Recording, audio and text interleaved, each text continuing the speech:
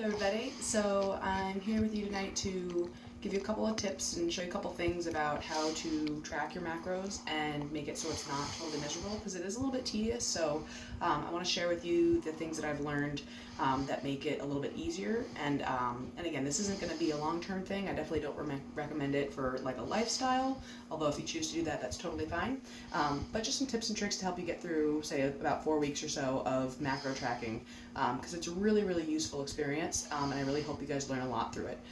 So the first thing that I want to cover is just why is it important to track using a food scale.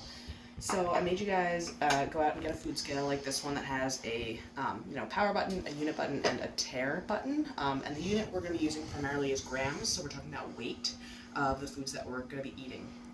The tare button is important because it's basically zeros out the scale. So you would turn the machine on, put your bowl on, and you tare it so that it doesn't take the weight of the bowl, and then you add whatever food you're going to have to your bowl or plate or whatever it is.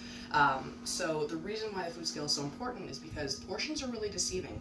A half cup is a serving size of oats, and we'll talk more about is that the right serving size for you, or how do you want to tweak that. But a half a cup is 40 grams, and I'm not just pulling that number out of thin air. If you go onto the side of like a container of oats or any kind of nutrition label, it will say serving size is half a cup or whatever it is, and it also has the weight of that serving size listed in grams. So the grams is really going to give us a little bit more accuracy. So for example, this guy is a half a cup, and I can tare my scale so it's saying 0 grams right now, and I can grab a half cup. Maybe it's a little over, but it's a half cup, and that right there is actually like 52 grams. So what that's going to equate to is, I think, I don't know off the top of my head, but I think that's like an additional like 30 or 40 calories per serving. Not a big deal if you think about it, but if you're having that oats every single day, or if you're making that kind of a scoop for a lot of your different meals, that stuff is going to add up. And so we just want to be really precise about it. So I'm not saying that every single time you have oats, it needs to be 40 grams exactly. Sometimes I'll kind of give myself some leeway. Well, some days it's 38, some days it's 42, and that evens out. But if you are regularly serving yourself that as a half cup serving, just know that's going to add up, and you're going to get really frustrated and you're going to be confused. So it's best to just go with the scale weight, so you have a better understanding of what a half cup really looks like. So for this half cup, some you can level off, but for this one, this is a little bit scant. I don't know if you can see it, but it's a little bit less, and even that's 45. So we're going to take a little bit more out. So now it's 31, but you can play that a little bit on your own. So there's 40. And oats in particular, there are other foods too, like peanut butter. It's really deceptive. It's really hard, even having done this for a while, to measure out 40 in one scoop exactly. So, or to eyeball 40 grams. 40 grams looks pretty similar to 50 grams, looks pretty similar to 30 grams. So we really want to have the right amount of fuel. So that's one reason, or that's kind of why this portion size stuff matters. We don't want to overlook calories that you're intaking. Even things like coffee, or cream in your coffee, that kind of stuff adds up. So that just showed you one way that you can use tare, just with your bowl, and add your ingredients to the bowl and keep weighing those as you go. The other way that you can use the tare button that's really, really useful with foods, liquids, so if you're using like cream in your coffee, or I eat a lot of peanut butter, so I like this version of weighing my peanut butter. Instead of putting the bowl on the scale, I put the peanut butter on the scale, and then I'm going to zero it out. So I hit tare, and now it's at 0. And then I'm going to take not a half a cup, because peanut butter is very calorie dense, but I love it, so we just have to have the right portion of it.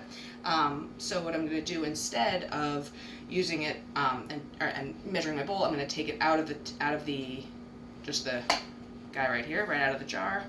And a serving size of peanut butter or your fats or oils tends to be around 16 grams. So the nice thing about doing this, so now the jar has -13, so that's kind of a scant tablespoon, so a little bit less than a tablespoon, but just for illustration's purposes.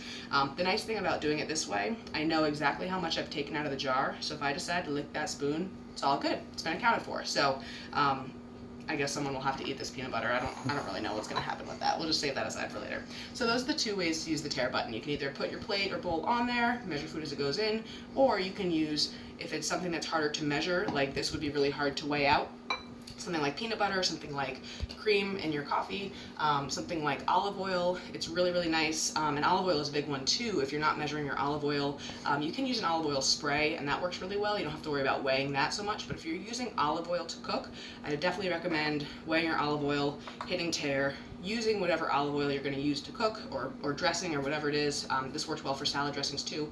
And then and put it back on and see what kind of the difference is overall. How much did you actually use in your serving bowl? So, so those are 2 tips. A couple other things that make this whole process a little bit easier. Just as you're getting started, don't try to complicate your meals. So don't make, these crazy stews and like really extensive recipes that have like 20 ingredients. You're going to drive yourself crazy just trying to listen and weigh out every single one. So I would start with kind of more simple meals. So a simple meal template might look like pick a protein. That might be a lean protein like chicken breast. Pick a starch, maybe rice. Pick a vegetable.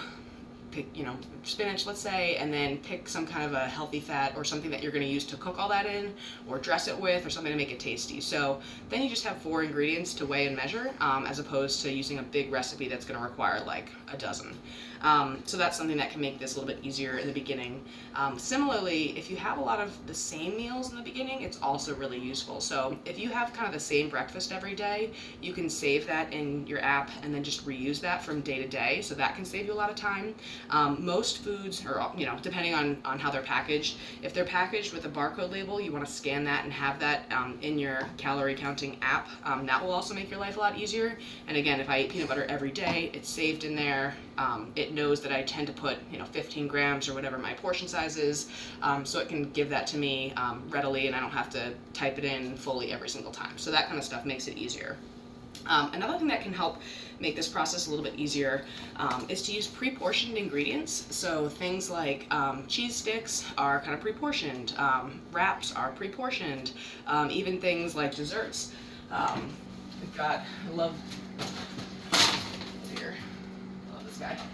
So I like things like ice cream bars. So this stuff, like, no, it's not, in your meal template, it's not a protein or a vegetable or a starch, but it does make it a lot more doable. And the beautiful thing about Academy Macros is that you can account for all the fun stuff that you want to eat. You just have to find the right portion sizes that will still work within the context of what you're trying to do. So these are great. I won't weigh this ice cream bar, but I'll just look here and say, okay, well, a single serving is 100 calories. Great. That's really easy to enter. So cheese works well for that.